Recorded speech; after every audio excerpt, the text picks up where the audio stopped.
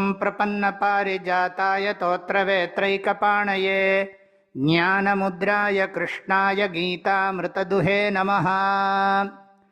ये त्वेतदभ्यसूयन्तः नानुतिष्ठन्ति मे मतम् सर्वज्ञानविमूढांस्तान् विद्धि नष्टान चेतसः.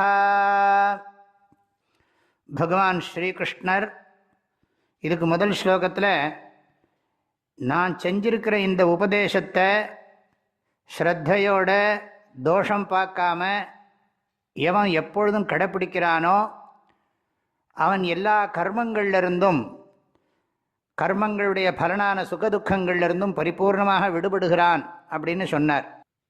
ஆனால் இந்த ஸ்லோகத்தில் அதுக்கு நேர்மாறாக சொல்கிறார். அதாவது இதை கடைப்பிடிக்கலைன்னா என்ன ஆகுங்கிறார். ஏத்வேதத் அபியசூயந்தகான்னு இருக்கு. ஏ தூ அபியசூயந்தகான்னு பிரிக்கணும் அதை. தூ ஆனால் ஏ எவர்கள் யார் அபியசூயந்தகா என் வார்த்தையில் ரொம்ப குறையெல்லாம் பார்த்துட்டு மே மதம் ந அனுதிஷ்டந்தி என்னுடைய உபதேசத்தை கடைப்பிடிக்கிறது இல்லையோ தே அவர்களெல்லாம் சர்வஜான விமூடான் தான் அவர்களையெல்லாம் நீ என்ன புரிஞ்சுக்கணும்னு கேட்டால் எந்த விதமான ஞானத்துக்கும் பிரயோஜனம் இல்லை. சர்வஜான விமூடான் தான் வித்திங்கிறார்.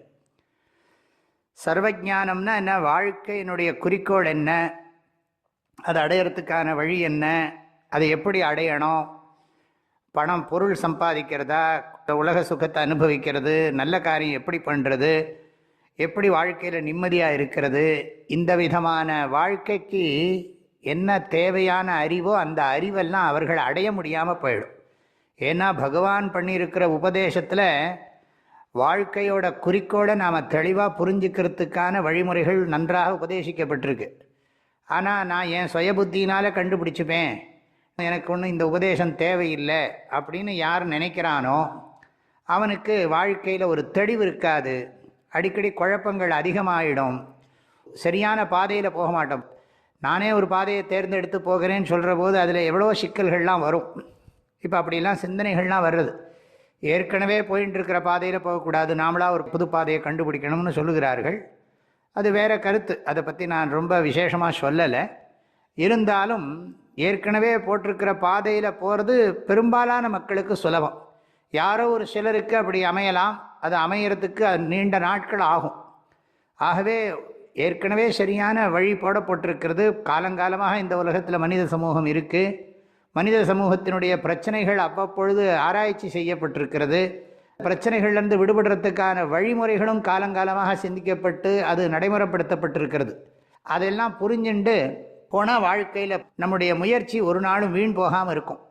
அதனால தான் கிருஷ்ணர் இங்கே சொல்கிறார், என் வார்த்தையில் குறைய கண்டுபிடிச்சு என்னுடைய சொற்களை உபதேசத்தை கடைப்பிடிக்கலேன்னு சொன்னால் வாழ்க்கையில் எந்த விதமான அறிவோ சரியான செயல்களோ இல்லாமல் அந்த வாழ்க்கைக்கு பகவான் கொடுத்திருக்கிற ஒரு நல்ல வாய்ப்பை, மனித பிறவியை அவர்கள் வீணடித்து விடுகிறார்கள். வித்தி நஷ்டான அச்சேதசா கடவுள் கொடுத்திருக்கிற அறிவை, நமக்கு கிடைச்சிருக்கிற புத்தி சக்தியை வீணாக்கிடுறோம்.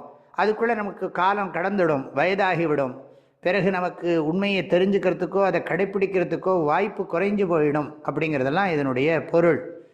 இதுலேருந்து என்ன சொல்ல விரும்புகிறார்னா, எதிர்மறையில் பகவான் இப்படி பேசுகிறதன் மூலம் நான் சொல்கிற நல்ல விஷயத்தை கேளுங்கோ. எப்படி ஒரு அம்மா குழந்தைக்கு நான் சொல்கிறத கேளுப்பா, நீ நல்லா இருப்ப, நீ அப்புறம் ரொம்ப கஷ்டப்பட்டியானா அப்புறம் உனக்கு வழி சொல்கிறது ரொம்ப கடினமாயிடும் அப்படின்னு ஒரு தாய் குழந்தைக்கு சொல்கிற மாதிரி கீதா மாதா ரூபத்தில் பகவான் ஸ்ரீகிருஷ்ணர் இந்த உபதேசத்தை பண்ணியிருக்கார்.